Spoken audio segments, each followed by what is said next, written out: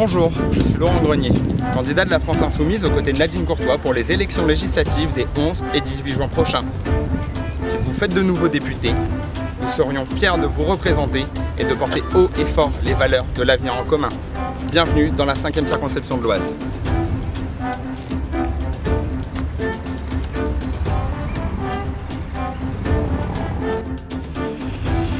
Avec l'avenir en commun, donnons à nos jeunes les moyens de leur autonomie, pour qu'ils n'aient plus à allier études et petits boulots, grâce à l'allocation que nous proposons.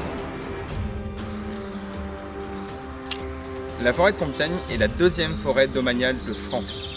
Respectons et préservons sa biodiversité, tout en apprenant à travailler avec elle pour développer la filière bois, porteuse de valeurs écologiques et d'emplois.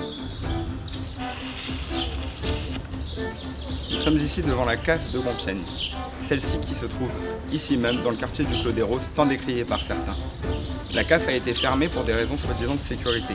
Nous exigeons immédiatement la réouverture d'un bureau de la CAF à Compiègne et nous exigeons des services de proximité dans tous nos quartiers et nos ruralités. C'est d'ici que sont partis des milliers de personnes déportées par les nazis. Pour que plus jamais ce genre de choses ne puisse se reproduire, soutenez l'avenir en commun dans sa lutte contre la xénophobie et redonnons à l'Europe ses valeurs de paix, de liberté et de tolérance. Mettons fin au regroupement hospitalier qui éloigne certains services des populations. Cessons la fermeture des lits et la tarification à l'acte. Redonnons de la valeur au personnel soignant et arrêtons les suppressions de postes. Et enfin, ramenons la proximité des soins aux populations pour que l'humain et la santé passent avant tout. Derrière moi, l'agence CARSAT Nord-Picardie de Compiègne. Entre 2013 et 2015, près de 8000 personnes se sont retrouvées privées de pension faute d'études de dossier. Maintenir des agences de proximité, c'est aussi pouvoir réagir en cas d'anomalie. Nous en profitons pour exprimer ici notre opposition à la hausse de la CSG qui impactera toutes les retraites. Celle-ci est voulue par le gouvernement en place, le gouvernement Macron. Et nous réaffirmons ici même notre engagement à vouloir une retraite à 60 ans pleine et entière avec 40 annuités de cotisation. Nous sommes devant une entreprise de la zone de Compiègne-la-Croix-Saint-Ouen. Entreprise qui a le mérite de créer des emplois, mais bien trop souvent précaires avec des conditions de travail aléatoires.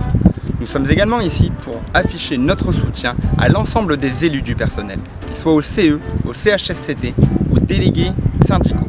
Ces personnes sont les garantes des droits et des devoirs des salariés. Nous réclamons au travers du programme L'Avenir en commun 14 tranches d'impôts, pas moins, un impôt plus juste. Et nous exigeons du gouvernement en place une réelle politique contre l'évasion fiscale et nous demandons la récupération des capitaux cachés dans les paradis fiscaux avant que la France et l'Europe ne demandent au peuple de se serrer la ceinture. Nous sommes ici à la gare d'Étré-Saint-Denis, gare TER desservie exclusivement par la ligne Compiègne-Amiens. Cette gare est potentiellement mise en danger par les bus Macron. Aussi, nous refusons le cabotage si celui-ci n'est pas nécessaire. Nous n'accepterons pas la mise en concurrence des TER, des trains de nuit, la libéralisation des transports des marchandises et des voyageurs de grande ligne. Protégeons les salariés du transport dit public. Protégeons et sauvegardons leur statut et leurs conditions d'emploi.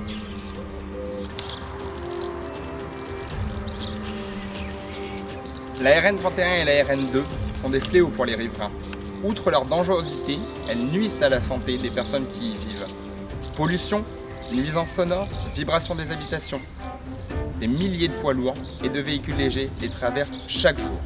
Engageons-nous pour nos routes, développons le ferroutage, favorisons le partage des véhicules et redynamisons le fluvial. L'armistice de 1918 a signé la paix pour les pays.